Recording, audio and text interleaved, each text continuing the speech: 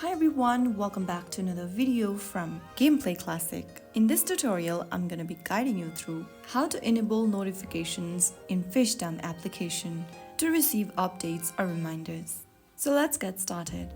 First of all, open up the Fishdom app on your device, and once you're in the home screen, go ahead and tap on the gear button at the top left. This will open up the settings menu where you need to tap the little notifications button.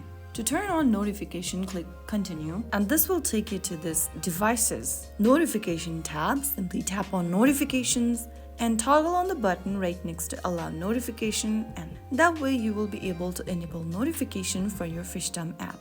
You can now get back to the game, and that's it. If you ever want to turn off your notification settings, simply tap on the notification button and this will turn off the notification from your Fishdom app. That is how it's easily done. If you found the video helpful, don't forget to like, share, and subscribe to Gameplay Classic for more tutorials like this. I'll be back again in the next video. Goodbye till then.